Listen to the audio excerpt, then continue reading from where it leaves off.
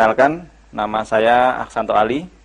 Pada kesempatan hari ini saya akan memberikan sebuah informasi tentang sebuah peluang usaha, di mana peluang usaha ini bergerak dalam bidang distribusi produk yang meliputi bidang pertanian, peternakan, perkebunan, perikanan, dan kesehatan dengan sistem network marketing.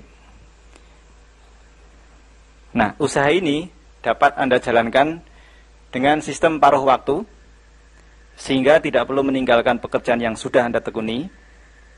Fleksibel, artinya kapan dan di mana saja Anda bisa jalankan.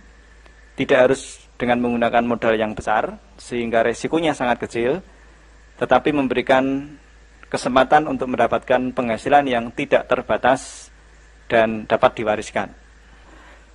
Tapi sebelum saya menjelaskan, saya ingin bertanya kepada Anda, siapa di antara Anda yang masih menginginkan penghasilan tambahan? Bisa tunjuk jari.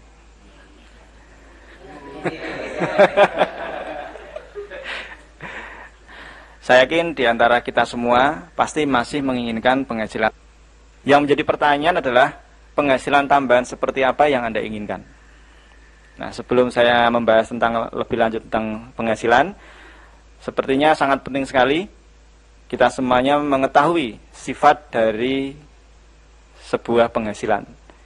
Nah, sifat penghasilan ini dibagi menjadi dua. Berdasarkan cara bagaimana seseorang mendapatkan penghasilan itu dibagi menjadi dua, yaitu penghasilan yang bersifat aktif dan penghasilan yang bersifat pasif, atau sering kita namakan active income dan passive income. Nah, ciri-ciri penghasilan yang bersifat aktif atau active income adalah saat aktif bekerja dia dapat uang, dan saat tidak aktif bekerja dia tidak dapat uang. Konsekuensinya, kalau ingin uang maka dia harus kerja terus. Ya, sebagai contoh, penghasilan active income adalah seseorang yang bekerja atau berstatus sebagai seorang karyawan. Apakah dia sebagai seorang pegawai negeri atau pegawai swasta. Gaji itu atau penghasilan itu kita akan dapat manakala status kita masih karyawan atau pegawai. Ketika kita sudah tidak lagi berstatus karyawan karena mungkin sesuatu hal, mungkin dikeluarkan atau mengundurkan diri atau pensiun, seiring dengan berhentinya Anda bekerja, penghasilan pun juga ikut berhenti. Nah, atau dia adalah sebagai seorang yang bekerja untuk dirinya sendiri. Sebagai contoh, wira swasta. Nah, seorang pedagang sayuran misalkan, ketika dia berdagang dapat penghasilan, tetapi kalau dia pulang ke rumah penghasilan juga berhenti karena tidak melakukan aktivitas penjualan. Seorang dokter, ketika dia buka praktek, dia akan menerima pasien dan akan mengeluarkan resep, dan pasien akan membayar dokter tersebut. Tetapi ketika dokter itu pulang ke rumah tidak melakukan aktivitas seperti profesinya sebagai seorang dokter, maka penghasilan itu pun berhenti. Artinya kalau dokter itu sakit, opname, ya berhenti penghasilan. Ya. Kemudian seorang insinyur misalkan, dia memborong pekerjaan, tapi kalau proyeknya tidak ada, ya dia tidak dapat penghasilan. Jadi penghasilan active income di sini ada dua, yaitu penghasilan orang yang bekerja untuk orang lain, atau seseorang yang bekerja untuk dirinya sendiri. Nah, ciri-cirinya jelas. Kalau dia berhenti bekerja lalu penghasilan berhenti, berarti itu adalah penghasilan yang bersifat active income. Nah, ciri yang berikutnya, orang-orang yang bergerak di active income ini biasanya lebih menekankan kepada faktor keamanan, tetapi tidak memiliki kebebasan. Ya, tidak ada kan pegawai negeri yang memiliki kebebasan. Saya mau masuk jam 3 sore aja lah, nanti jam 4 pulang, tidak ada. Misalkan, lah Mas kalau wira swasta kan bebas, mau jualan sore hari, mau pagi hari, mau sore hari, ya bebas. Tetapi ada konsekuensinya. Kalau nggak kerja nggak dapat penghasilan, ya jadi nggak bebas, ya kan? Bebas tapi kalau penghasilannya nambah, nah itu nggak apa-apa. Itu dapat dikatakan bebas dalam arti yang sebenarnya. Ya. Jadi yang berikutnya adalah biasanya mereka membarterkan waktu dengan uang. Ya, seperti seorang pegawai atau karyawan. Itu kan sebenarnya dia membarterkan waktu dengan uang. Karena apa? Bekerja jam 8 sampai jam 4 sore selama 30 hari atau 25 hari kerja. dan dia mendapatkan gaji bulanan. Itu pun juga sebenarnya membarterkan waktu. Nyatanya apa? Kalau lembur ditambah penghasilannya, ya enggak? Nah, lemburnya 1 jam berapa? Nah, apakah seseorang mau lembur 10 jam? Kan tidak mungkin. Ya.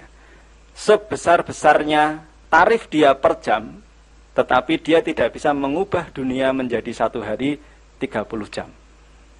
Yang namanya jam tetap 24 jam 1 hari. Otomatis dengan konsekuensi tersebut, maka penghasilannya jelas akan terbatas. Karena dia tidak mungkin menukarkan seluruh waktunya 24 jam itu ditukarkan dengan uang. Ya. Banyak sekali profesi-profesi yang membarterkan waktu dengan uang. Ya. Contohnya misalkan seorang konsultan, 1 jam dibayar 1 juta. Misalkan saja. Walaupun sebesar apapun, tetapi tetap yang namanya dia tidak mungkin menukarkan 24 jam seluruhnya dengan uang 1 jam. Apalagi yang hanya profesi sebagai seorang tukang pijat atau tukang batu yang hanya diberi upah 1 jam, misalkan 10.000. Ya. Jadi penghasilannya sangat terbatas sekali. Kemudian kita lihat yang passive income. Ciri-ciri seorang yang mendapatkan penghasilan passive income adalah dia bekerja atau tidak bekerja tetap akan mendapatkan penghasilan. Ya, contohnya adalah seandainya Anda memiliki rumah yang Anda kontrakkan, pada saat Anda membangun rumah, sebenarnya Anda telah bekerja, membangun, mengeluarkan dana investasi waktu, tetapi pada saat Anda membangun, Anda tidak mendapatkan income dari rumah Anda. Ketika rumah Anda selesai Anda bangun, kemudian Anda sewakan, pada saat Anda menerima uang sewa atau uang kontrakan rumah, itulah yang namanya penghasilan passive income. Karena apa? Karena Anda tidak lagi bekerja membangun rumah. Anda tidur di rumah, Anda mendapatkan penghasilan dari properti yang Anda miliki. Kemudian Anda memiliki deposito. Misalkan Anda memiliki deposito 1 miliar, maka setiap bulan Anda akan mendapatkan kurang lebih 8 juta rupiah per bulan, kerja atau tidak kerja. Siapa yang bekerja? Uang Anda yang bekerja. Ya. Kemudian dia memiliki kebebasan waktu. Karena salah satu ciri orang yang mendapatkan passive income, ya, keinginannya dengan kebebasan waktunya, dia memiliki waktu untuk berinvestasi lagi. Nah, oleh karena itu biasanya, kecenderungannya, orang-orang kaya adalah orang-orang yang berada pada posisi passive income.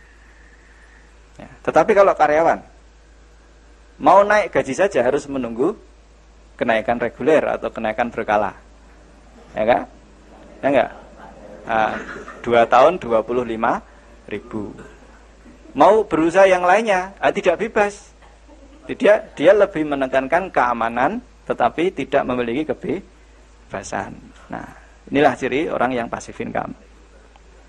Nah, otomatis konsekuensi tadi yang telah saya ceritakan tadi apa? Penghasilan memang tidak terbatas karena dia lebih bisa mengoptimalkan, menginvestasikan waktunya. Dan sistem bekerja untuk Anda. Nah, kenapa ini saya jelaskan kepada Anda? Karena bisnis yang akan saya jelaskan nanti ini berhubungan dengan konsep bagaimana cara seseorang mendapatkan penghasilan. Nah, sekarang seandainya ada pilihan, kira-kira mana yang Anda pilih?